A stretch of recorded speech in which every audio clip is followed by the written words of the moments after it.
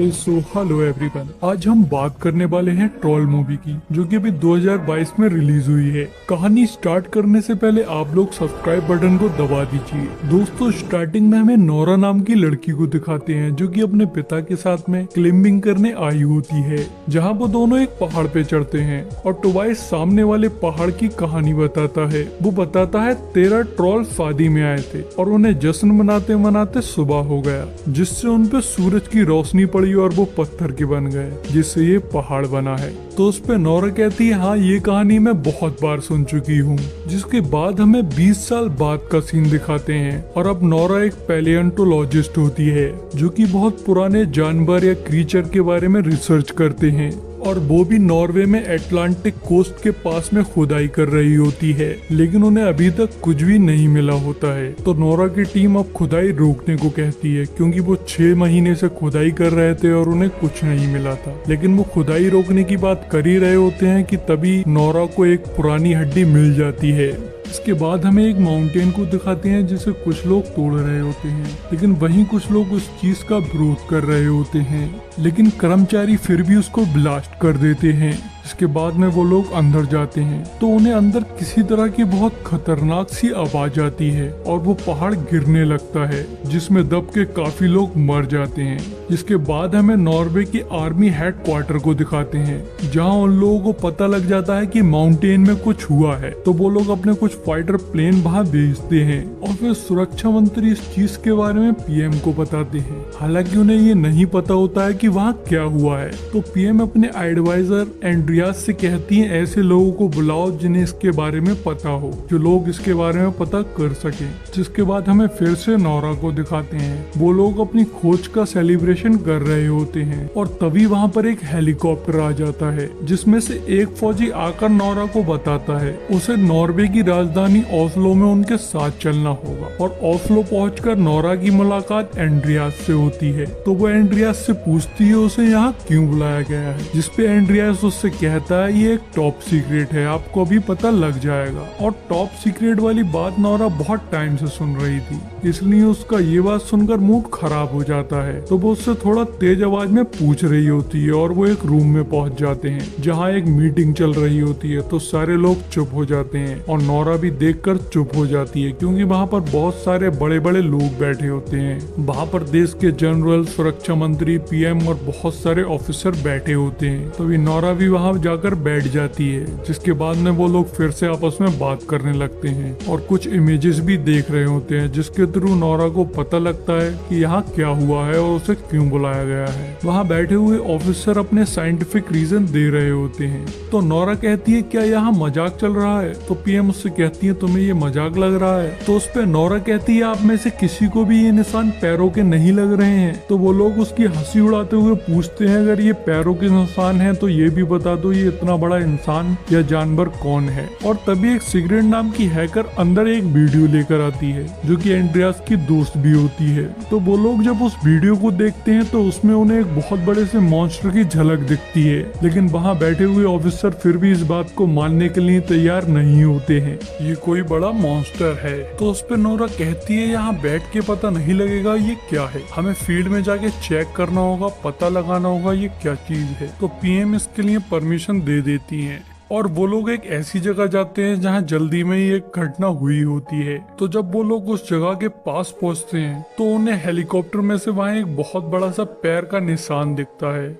और वो जगह जिसकी होती है उसका घर टूटा हुआ होता है। तो वहाँ पर नोरा की मुलाकात वहाँ के सार्जेंट क्रिस से होती है। वो उसे वहाँ की सारी चीजें बताता है, जिसके बाद वो लोग वहाँ के ओनर से पूछताछ करते हैं। तो वो लोग बताते हैं उन्होंने कुछ नहीं देखा, क्योंकि वो बेसमेंट के अंदर जाकर छिप गए थे। लेकिन वो सिर्फ ये बताते हैं कि उन्होंने एक अजीब सी आवाज सुनी थी। उन्हें आवाज से ऐसा लग रहा था जैसे कोई बहुत दुखी हो और रोता जा रहा हो। जिसके बाद में एंड्रियास, क्रिस और नोरा उन पैरों के निशानों का पीछा करते हैं, जो कि कुछ दूर जाने के बाद में गायब हो जाते हैं, जिसे देखकर वो लोग बहुत कंफ्यूज हो जाते हैं, क्योंकि वो एक खुला मैदान होता है जहाँ से इतनी बड़ी चीज का गायब हो जाना नामुमकिन था। तो नोरा कहती है हमें मेरे पिता से मिलने जाना होगा, जो कि काफी अजीब हैं और वो ट्रोल की कहानियों पे कुछ ज्यादा ही विश्वास करते हैं, तो इसलिए उनकी बातों पर ध्यान मत देना। तो कहानियों वाली बात सुनकर एंड्रियास कहता है मैं भी कहानियां लिखता हूँ, जिसके बाद वो लोग वहाँ पहुँच जाते हैं जहाँ उसके पिता ने काफी रिसर्च कर रखी होती है। तो वो लोग वहाँ लगे एक आर्टिकल को देख रहे होते हैं। तो टोबाइस बताता है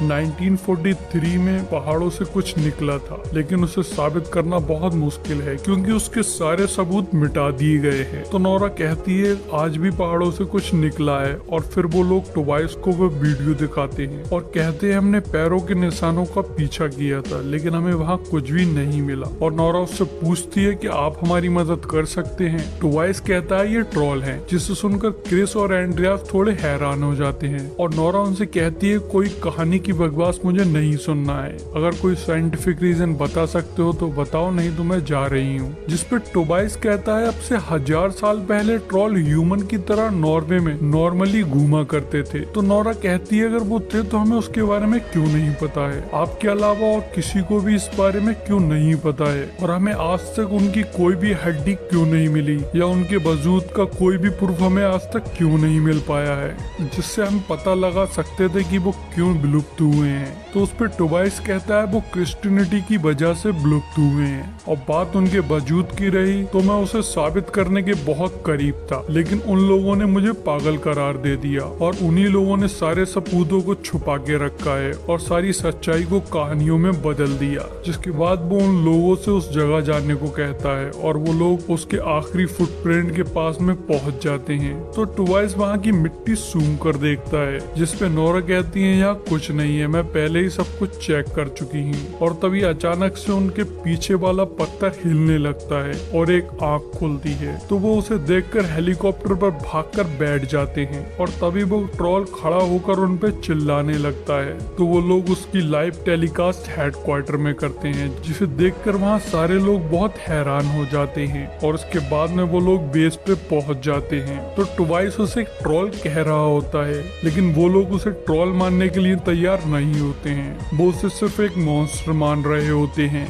और वो लोग नोरा और टोबाइस को इस मिशन से हटा देते हैं, जिसके बाद में क्रिस को उस पे हमला करने का ऑर्डर देते हैं। तो नोरा उन लोगों के साथ जाने के लिए क्रिस को किसी तरह मना लेती है। वो उससे कहती है हम लोग सिर्फ वहां जाकर देखेंगे कि तुम क्या कर रहे हो, और वो लोग उसके मूवमेंट के हिसाब से पता लगा लेते हैं वो अब किस जगह जाने वाला है, और पहले ही उस जगह जाकर उसका इंतजार करने लगते हैं और उसे मारने की तैयारी कर लेते हैं। जिसके कुछ देर बाद वो वहाँ आ जाता है और ह्यूमन स्मेल से उसे पता लग जाता है कि वो लोग वहाँ पर हैं, और तभी वो लोग उस पर रॉकेट लॉन्चर, टैंक और बहुत सारी गन से हमला करने लगते हैं, जिससे वो चीखने चिल्लाने लगता है, लेकिन कुछ ही सेकंड में दोबारा हील हो जाता है। मतलब उनके रॉकेट लॉन्चर टैंकर का उस पर कुछ भी असर नहीं हो रहा होता है। तो क्रिस सबको वहाँ से भागने का ऑर्डर देता है और वहीं छिप जाता है। तो वो उन लोगों को ढूंढ कर उन पे हमला करता है, लेकिन तभी टोबाइस उसके सामने आकर उसे रुकने को कहता है, जिससे वो रुक जाता है, और टोबाइस उससे बात करने की कोशिश करता है तो वो उसकी बात को सुनने लगता है। लेकिन तभी एक फौजी मशीन गन से ट्रोल पे हमला कर देता है। तो वो ट्रोल उस मशीन गन को तबाह करने के लिए घूमता है। तो उस टाइम पर टोबाइस उसके पैर से दूर जाकर गिरता है। तो नोरा उसके पास भाग कर जाती है और उससे कहती है डैड मैं आपको कुछ नहीं होने दूंगी। लेकिन टोबाइस उससे कहता है रॉयल पैलेस, राजा घर, ये कहकर मर जाता है। जिसके बाद में नोरा बहुत रोती है और बहुत दुखी होती है, लेकिन फिर भी वो अपना काम करती रहती है। वो रात भर कहानियों के थ्रू पता लगाती है। ट्रोल को चर्च की घंटियों की आवाज से दिक्कत होती थी, तो वो लोग इस चीज को हमले में इस्तेमाल कर सकते हैं। लेकिन सुरक्षा मंत्री को ये बात बिल्कुल बेवकूफी लगती है, वो उसके लिए बिल्कुल भी तैयार नहीं होते हैं। जिसके बाद पीएम अपने एडवाइजर एंड्रियास से पूछती हैं तुम्हें क्या लगता है, जिसपे वो कहता है अब तक जो देखा है उसके हिसाब से मुझे लगता है नोरा ठीक कह रही है। और तभी जनरल फार्जेंट क्रिस से उसकी राय पूछते हैं, तो वो कहता है आज तक हमने ऐसे दुश्मन का सामना नहीं किया है, उस पे किसी भी हाईटेक वेपन का असर नहीं हो रहा है। तो सर अगर दुश्मन अजीब है तो हमें लड़ने का तरीका भी अजीब ही आजमाना चाहिए। जिसके बाद में पीएम इसके लिए राजी हो जाती है और उन लोगों को पता लगता है कि वो ट्रॉल एक पार्क की तरफ जा रहा है, तो वो लोग वहाँ के लिए निकल जाते हैं। इधर ट्रॉल पार्क में पहुँच जाता है, जहाँ लोग उसे देखकर डरने लगते हैं और वहाँ पर भगदड़ मच जाती है। और तभी वहाँ पर वो लोग हेलीकॉप्टर में घंटी बांधकर आ जाते हैं, जिसकी आवाज से ट्रॉल को बहुत दिक्कत होती है। तभी वो नीचे से एक दुकान उठाकर एक हेलीकॉप्टर पर मारकर उसको तबाह कर देता है और एक दूसरे हेलीकॉप्टर को पकड़कर तीसरे हेलीकॉप्टर पर मारता है, जिससे वो तीसरा हेलीकॉप्टर नीचे गिरने लगता है जहाँ एक लड़की खड़ी होती है। वो बिल्कुल उस लड़की पर गिरने वाला होता है, लेकिन तभी वो ट्रॉल उस हेलीकॉप्टर को पकड़ लेता है और उस लड़की को बचा लेता है। तो ये देखकर वो लोग थोड़े हैरान भी हो जाते हैं। और आखिरी बचे हुए हेलीकॉप्टर में नोरा और क्रिस होते हैं, तो वो लोग वहाँ से वापस हेडक्वार्टर लौट जाते हैं और उन लोगों का प्लान बुरी तरह से फेल हो गया होता है। इस वजह से वो लोग नोरा को वापस भेज देते हैं और उन्हें पता लगता है ट्रॉल ओस्लो की तरफ आ रहा है, तो इसलिए वो लोग उस पर न्यूक्लियर पावर से हमला करने की सोचते हैं, जिसे सुनकर एंड्रियास को गुस्सा आ जाता है और वो अपनी जॉब छोड़कर चला जाता है। जिसके बाद टीम शहर को खाली करने का ऐलान कर देती है, जिसके बाद सारे लोग शहर को छोड़ के जाने लगते हैं। इधर एंड्रियास और नोरा साथ में शहर को छोड़कर जा रहे होते हैं, तो नोरा अपने पिता की डायरी को देख रही होती है, जिसमें सेंडिंग वर्ड लिखा होता है। तो एंड्रियास उसे पढ़कर कहता है, सेंडिंग से तो मुझे रिकार्ड सेंडिंग याद आ गया, जो कि रॉयल पैलेस का चीफ ऑफिसर है, जिससे मैं एक बार मिल चुका हूँ। तो नोरा को याद आता है उसके पिता ने मरते टाइम रॉयल पैलेस, किंग और घर कहा था, जिससे उसे लगता है इन सारी चीजों के जवाब उसे रॉयल पैलेस में जाकर मिलेंगे। तो वो लोग रॉयल पैलेस के लिए निकल जाते हैं और वहां पहुंचकर अंदर जाने की कोशिश करते हैं, लेकिन रॉयल पैलेस के गार्ड उन्हें अंदर नहीं जाने देते हैं। वो उन्हें वापस जाने को कह रहे होते हैं। तभी वहां पर रिकॉर्ड सेंडिंग आ जाता है और गार्ड से कहता है इन्हें अंदर आने दो। और फिर वो कहता है, मुझे पता था नोरा तुम मुझसे मिलने जरूर आओगी। और फिर वो उसे अंदर ले जाते हुए कहता है, तुम्हारे पिता को मैं बिल्कुल भी पसंद नहीं था, लेकिन तुम्हारे पिता मुझे बहुत पसंद थे। वो एक बहुत अच्छे इंसान थे, मैं उनकी बहुत रिस्पेक्ट करता था। वो कहता है, मैं जो तुम्हें दिखाने जा रहा हूँ वो दुनिया में सिर्फ कुछ ही लोगों ने देखा है। जिसके बाद वो लोग एक डोर को खोलकर एक गुफा के अंदर पहुंच जाते हैं। वो उनसे कहता है, पहले के लोगों का मानना था कि अगर किसी राजा का घर दूसरे राजा के घर के ऊपर बनाया जाए तो वो उसके लिए बहुत अच्छा होता है। और फिर कहता है, ये गुफा 1920 में सब्वे बनाते हुए मिली थी। साथ ही वो कहता है, अब से 12 साल पहले हमने जो तुम्हारे पिता टोबाइस के साथ किया उसके लिए मैं बहुत शर्मिंदा हूँ। तो ये सुनकर नोरा उसे काफी सुनाती है, क्योंकि 12 साल पहले उसके पिता को इन्हीं लोगों ने पागल करार दे दिया था, जब वो ट्रॉल की सच्चाई साबित करने वाला था। जिसके बाद वो लोग वहाँ पहुँच जाते हैं। तभी सेंडिंग एक स्विच को ऑन करता है, जिससे वहाँ लाइट जल जाती है। तो वहाँ पर बहुत बड़े बड़े स्केलेटन पड़े होते हैं और सेंडिंग बताता है ये ट्रॉल के राजा का घर है, जिसके ऊपर रॉयल पैलेस को बनाया गया था। और अब नोरा को ये भी समझ में आ जाता है उसके पिता ने मरते टाइम रॉयल पैलेस, राजा और घर क्यों कहा था। जिसके बाद में वो उनके स्केलेटन को यूवी लाइट टॉर्च से मारकर देखने लगती है, लेकिन यूवी लाइट पड़ते ही वो पत्थर में बदलने लगते हैं, जिससे उसे पता लग जाता है कि ट्रॉल धूप की रोशनी से यूवी रेस से पत्थर बन जाते हैं। और तभी सिंडिंग फिर से बताता है कि इन सारे लोगों को अब से बहुत पहले मार दिया गया था, लेकिन उनके एक बच्चे को नहीं मारा गया, जिसे मरने के लिए उन माउंटेन के अंदर डाल दिया गया था।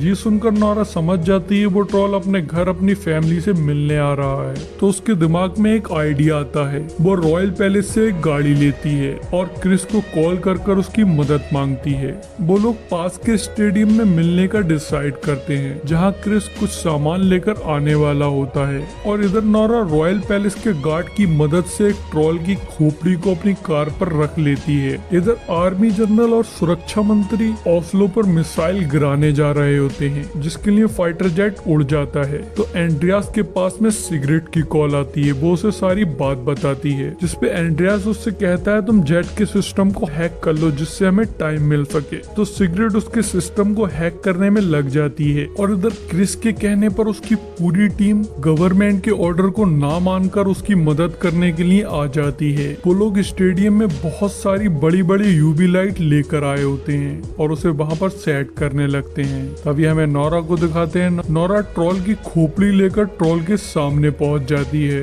इधर सिगरेट जेट के सिस्टम को हैक कर लेती है, जिससे उन्हें टाइम मिल जाता है। तभी नोरा उस खोपड़ी की वजह से ट्रॉल को स्टेडियम की तरफ ले जाने लग और ट्रॉल उसको पकड़ने की कोशिश करता है, लेकिन वो पकड़ने में कामयाब नहीं हो पाता है। तभी हमें फिर से क्रिश को दिखाते हैं। वो अपने सोल्जर्स को एक मोटिवेशनल स्पीच देता है, जिससे उनका डर हिम्मत में बदल जाता है। तभी हमें फिर से नोरा को दिखाते हैं। वो स्टेडियम के काफी करीब आ चुकी होती है, लेकिन तभी ट्रॉल की खोपड़ी उसकी कार से गिर जाती है, जिसे वो ट्रॉल उठा लेता है और उसे देखकर रोने लगता है। उसे अपनी फैमिली को खोने का बहुत दुख होता है और तभी वो खोपड़ी उसके हाथ से गिरकर टूट जाती है, जिसके बाद में वो गुस्से में चिल्लाने लगता है और नोरा के पीछे फिर से लग जाता है। इधर हेडक्वार्टर में सुरक्षा मंत्री को पता लग जाता है कि जेट के सिस्टम को सिगरेट हैक कर रही है, तो वो उससे उसका लैपटॉप छीन लेता है और उस चीज को ठीक करा लेता है। तभी हमें फिर से नोरा को दिखाते हैं। वो स्टेडियम में पहुंच जाती है। स्टेडियम में पहुंचते ही एंड्रियास कार में से कूद जाता है और तभी ट्रॉल कार को पकड़ लेता है और उसको तबाह कर देता है, लेकिन उससे पहले नोरा कूद जाती है और जैसे ही ट्रॉल नोरा को जिंदा देखता है तो वो उसे अपने पैर से दबाने लगता है, लेकिन उससे पहले क्रिस यूवी लाइट को स्टार्ट कर देता है, जिससे ट्रॉल को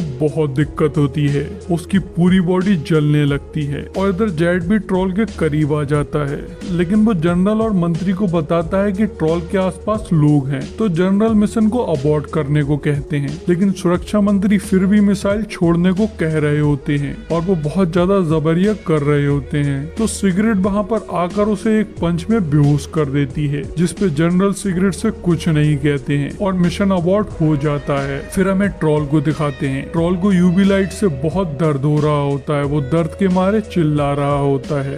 तो नोरा को लगता है कि इससे तो वो मर जाएगा और वो सोचती है ट्रॉल की तो इसमें कोई गलती भी नहीं है, बल्कि यहाँ पर तो ह्यूमन गलत हैं। उन लोगों ने उसकी फैमिली को मार दिया और उसके बाद में अब उसको भी मारने की कोशिश कर रहे हैं, तो उसे लगता है हम लोगों को उसे नहीं मारना चाहिए, इसलिए वो यूवी लाइट को बंद करने को कहती है, लेकिन वो लोग उसकी बात को नहीं सुनते हैं, तो वो खुद जाकर यूवी लाइट को बंद कर देती है और ट्रॉल से कहती है तुम यहाँ से वापस पहाड़ों में चले जाओ, नहीं तो ये लोग तुम्हें मार देंगे। तो ये देखकर ट्रॉल रुक जाता है और उसकी तरफ देखने लगता है, लेकिन वो वहां से जा पाता उससे पहले सुबह हो जाता है और सूरज निकल आता है और जैसे ही सूरज की रोशनी ट्रॉल पे पड़ती है वो पत्थर में बदल जाता है और वहीं मर जाता है, जिसके बाद में पीएम जनरल और सारे लोग वहां आते हैं। तो एंड्रियास पीएम को देखकर उनसे कहता है जब मैंने जॉब छोड़ने की बात कही थी तो मैं मजाक कर रहा था, लेकिन अब मैं सच में जॉब छोड़ रहा हूँ क्योंकि मुझे एक राइटर बनना है। और फिर एंड्रियास जाते टाइम नोरा से कहता है इसके जैसे और भी हो सकते हैं। इसके बाद में पोस्ट क्रेडिट सीन में हमें वो जगह दिखाई जाती है जहाँ से ये ट्रॉल आया होता है, जहाँ कुछ हिल रहा होता है और यही हमारी मूवी का एंड हो जाता है। सो गाइस, अगर आपको वीडियो अच्छी लगी हो और अगर आपने अभी तक चैनल को सब्सक्राइब नहीं किया हो तो चैनल को सब्सक्राइब जरूर कर दीजिए और वीडियो को लाइक कर दीजिए और कमेंट करके बताइए कि मूवी कैसी लगी।